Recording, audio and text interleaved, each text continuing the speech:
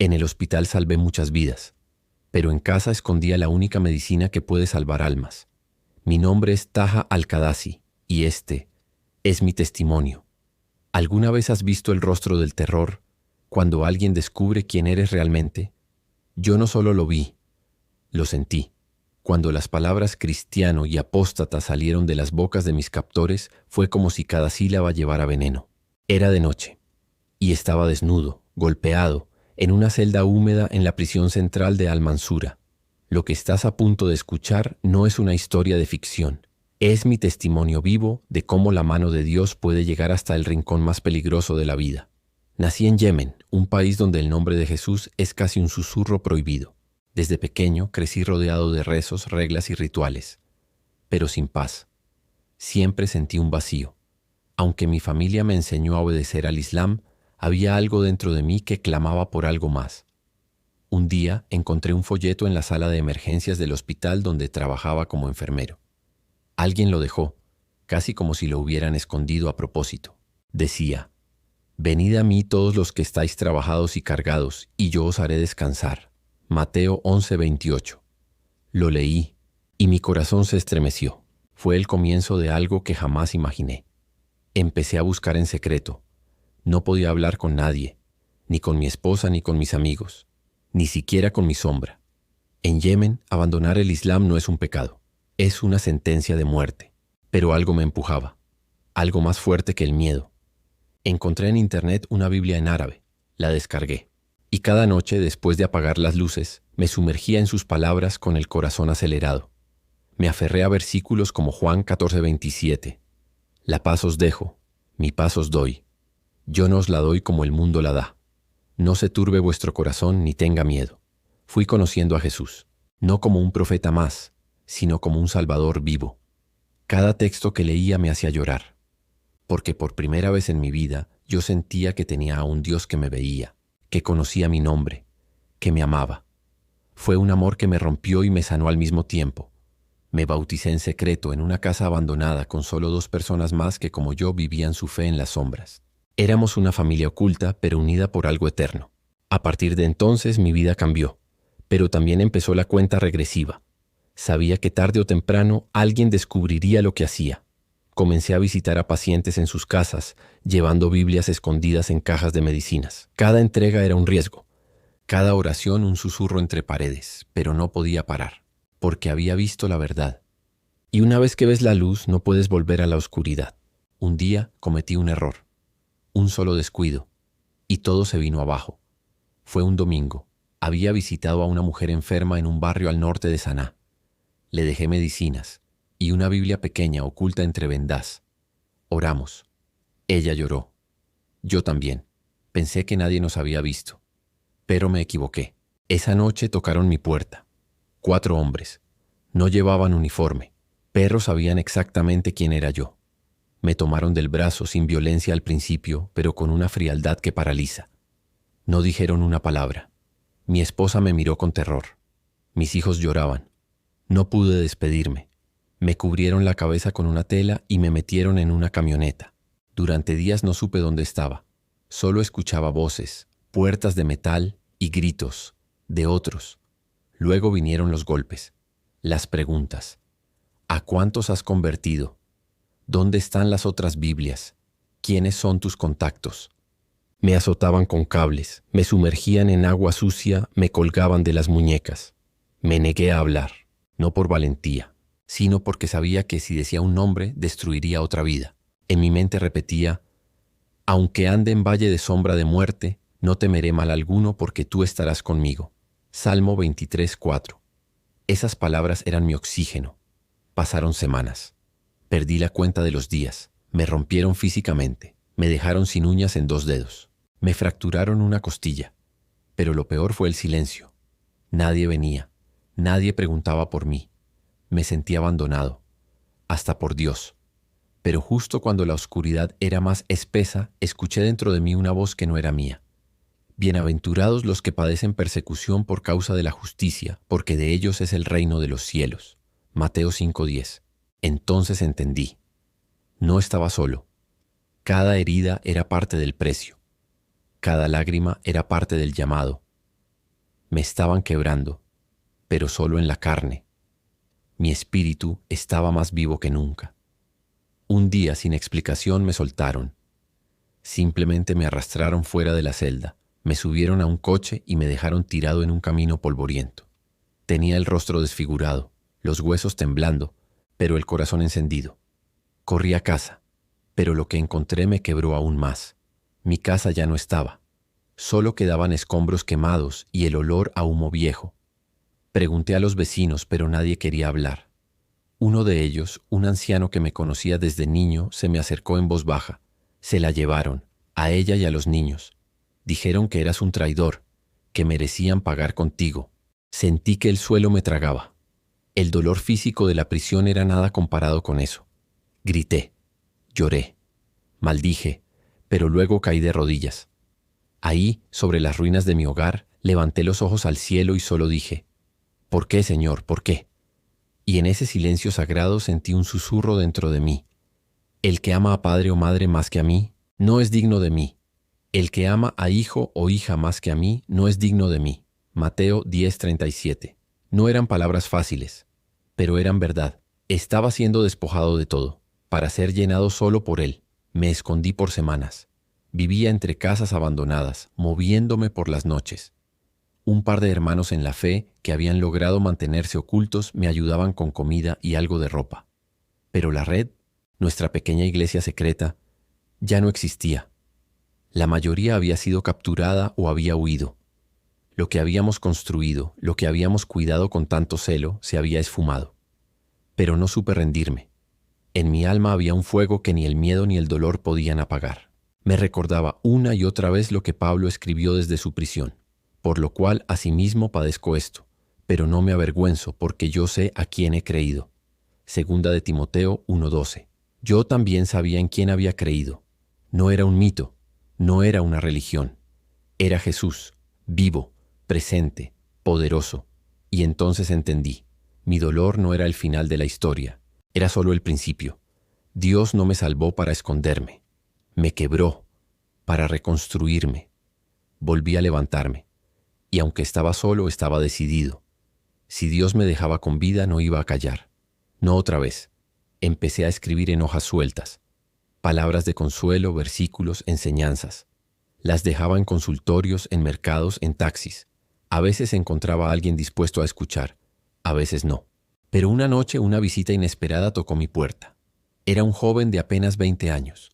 Su rostro estaba cubierto con una bufanda, pero sus ojos reflejaban algo que reconocí de inmediato: desesperación y esperanza. Me llamó por mi antiguo nombre. Dudé. Pensé que era una trampa. Pero entonces él dijo algo que me estremeció. Jesús me habló, a través de las palabras que escribiste en aquella hoja. Yo quiero conocerlo. Lo hice pasar. Cerré todas las cortinas. Apagué las luces. Y ahí, en ese rincón oscuro, alumbrado solo por la llama temblorosa de una vela, abrimos una Biblia vieja y gastada. Le conté de Jesús, no solo de su poder, sino de su ternura. No solo de la cruz, sino de la tumba vacía. Y ese joven con lágrimas en los ojos me dijo, ¿y si me matan? Le respondí con palabras que habían sostenido mi alma. El que pierda su vida por causa de mí, la hallará. Mateo 10:39. Oramos juntos. Y algo ocurrió. Sentí como si las paredes temblaran, no por el miedo, sino por la presencia del Espíritu Santo. En ese instante supe que no estaba vencido, que Dios seguía obrando, en lo oculto. Con el tiempo se unieron más, muy pocos, muy discretamente. Usábamos señales, palabras clave, lugares distintos cada vez. Algunos eran médicos, otros maestros, otros simplemente hombres y mujeres que habían oído algo, sentido algo, y no podían ignorarlo más. Formamos una nueva red, más frágil sí, pero también más decidida, y cada uno de ellos era como yo, un sanador roto, personas quebradas por el dolor pero curadas por una fe viva, personas que sabían lo que era perderlo todo, y aún así seguir creyendo. Hoy, cuando salgo a las calles de Yemen, aún con miedo, lo hago con una convicción más fuerte que nunca. No nos ha dado Dios espíritu de cobardía, sino de poder, de amor y de dominio propio. Segunda de Timoteo 1:7. Y aunque todavía escucho pasos por la noche, aunque el recuerdo de la prisión aún me persigue, aunque el paradero de mi esposa e hijos sigue siendo un misterio que me desgarra, sigo hablando, porque el silencio sería traición. Una noche, mientras me dirigía a uno de nuestros puntos de reunión, escuché un sonido que me heló la sangre. Disparos. Luego, gritos. Corrí por los callejones lo más rápido que pude. Cuando llegué al lugar, la escena era devastadora. Uno de los hermanos más fieles, Yamal, yacía en el suelo. Lo habían ejecutado por tener una Biblia en su mochila. Me arrodillé junto a su cuerpo. No lloré, no grité, solo tomé su mano fría y oré. No por él, porque sabía que ya estaba en casa.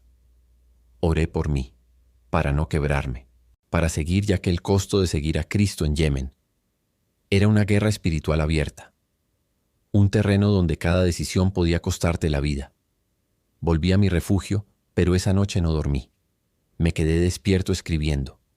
Palabras como puñales, cargadas de dolor y fuego. Cartas, oraciones, advertencias. No temas al que mata el cuerpo. Escribí una y otra vez, porque el verdadero enemigo no es la muerte, sino rendirse.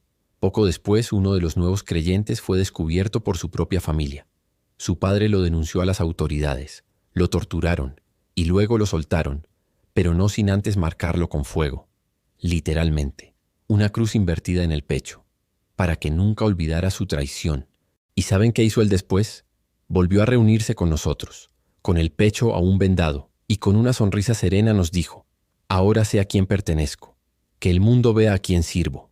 Ese día caí de rodillas, no de miedo sino de reverencia, porque entendí que en medio del infierno Dios estaba formando algo que ni el fuego ni las cadenas podían destruir, una iglesia viva, no de edificios, no de multitudes, sino de mártires, de testigos, de portadores de luz. Nos convertimos en una iglesia subterránea, en lo oculto, pero más real que nunca, sin aplausos, sin plataformas. Solo el susurro del Espíritu, guiándonos de noche en noche, de casa en casa, como en los tiempos del libro de los Hechos. Y yo, un enfermero quebrado con cicatrices que todavía arden, me volví pastor, no por elección, sino por obediencia. Una madrugada recibí una carta anónima, sin remitente. Solo decía: vienen por ti, hoy. Mi cuerpo se paralizó. No era la primera vez que me amenazaban, pero esta vez algo era diferente. Lo sentía, como un nudo en el estómago. Corrí al pequeño escondite donde guardaba nuestras Biblias, mis anotaciones, los nombres de los creyentes, todo. Quemé lo que pude. Enterré lo demás bajo el suelo húmedo del patio. Esa tarde, mientras me preparaba para escapar, tocaron la puerta. 3 hombres armados, rostros cubiertos, me apuntaron directo al pecho. No dije una palabra. No me resistí. Solo susurré: Señor, en tus manos encomiendo mi espíritu. Me llevaron a una prisión secreta, oscura. El aire olía a sangre seca y humedad. Me desnudaron, me golpearon. Preguntaban una y otra vez: ¿quién más está contigo? ¿Dónde te reúnes? ¿Dónde están las Biblias? Cada pregunta venía acompañada de un golpe, o de algo peor. No sé cuántos días pasaron. Perdí la noción del tiempo. Solo recuerdo la oscuridad y la voz del enemigo en mi mente. ¿Dónde está tu Dios ahora? Pero también recuerdo otro susurro, más suave, más profundo. En medio del dolor sentía palabras que no eran mías. Cuando pases por las aguas yo estaré contigo, y si por los ríos no te anegarán. Isaías 43:2. Una noche, mientras yacía sobre el suelo mojado, oí pasos. Se detuvieron frente a mi celda. La puerta se abrió. Pensé que era el final, pero no. Un hombre alto de uniforme me miró fijamente y dijo: «Tienes un minuto, vete, no vuelvas». No supe si era un milagro o una trampa, pero obedecí. Corrí. No miré atrás. Huí hacia las montañas. Me escondí entre rocas, entre ruinas. Pasé días sin comer, bebiendo agua de lluvia. Pero estaba libre, vivo, y más aún, seguía creyendo. Porque aunque me habían roto algunos huesos, no pudieron apagar la llama. Aunque me aislaron, no pudieron callar mi fe. Estuve en la cárcel y me visitaste. Mateo 25:36 decía Jesús. Yo no lo vi con mis ojos, pero lo sentí conmigo en cada segundo. Yo era invisible para el mundo, pero no para él. Después de escapar, no volví a ser el mismo. No solo por las cicatrices que llevaba en el cuerpo, sino por lo que había visto, por lo que había sentido. Había tocado el borde del abismo, y en ese lugar oscuro, Dios me sostuvo. Volví a lo que quedaba de nuestra comunidad. Lo que antes era una red activa de creyentes, ahora era un rastro de ruinas. Muchos habían huido, otros fueron encarcelados, algunos simplemente desaparecieron. La casa donde solíamos reunirnos había sido demolida, las paredes llenas de agujeros. Las cenizas de nuestras Biblias todavía marcaban el suelo. Pero en ese polvo encontré una nota enterrada bajo una baldosa rota. Reconocí la letra. Era de Shamal. Antes de morir había escrito: si lees esto, sigue. Aunque caiga uno, otro debe alzarse. El reino de Dios no se detiene. Me arrodillé ahí mismo, lloré como nunca, y entendí: el reino no depende de un hombre, no depende de mí, pero sí me necesita disponible, con el corazón dispuesto, aunque esté roto. Desde entonces mi vida se convirtió en una peregrinación. Me movía de pueblo en pueblo, bajo identidades falsas, atendiendo enfermos como excusa, pero llevando palabras de vida como mi verdadera misión. A veces hablaba con parábolas, a veces solo dejaba un versículo escondido en un frasco de medicinas. Otras veces bastaba una mirada, un apretón de manos y un susurro. Cristo vive, y no está solo. Vi milagros, vi musulmanes endurecidos quebrarse ante una oración. Vi mujeres llorar al descubrir que Jesús las miraba con ternura y no con condena. Vi niños aferrarse a una página del Evangelio como si fuera un tesoro. Pero también vi traiciones. Un joven en quien confié me entregó. De nuevo tuve que huir, dejar atrás nombres, amigos, historias. Y en ese éxodo constante algo se forjó en mí. No era coraje, era rendición, una entrega total. Como dice en 2 Corintios 4, 8 y 9, estamos atribulados en todo, mas no angustiados, en apuros, mas no desesperados, perseguidos, mas no desamparados, derribados, pero no destruidos.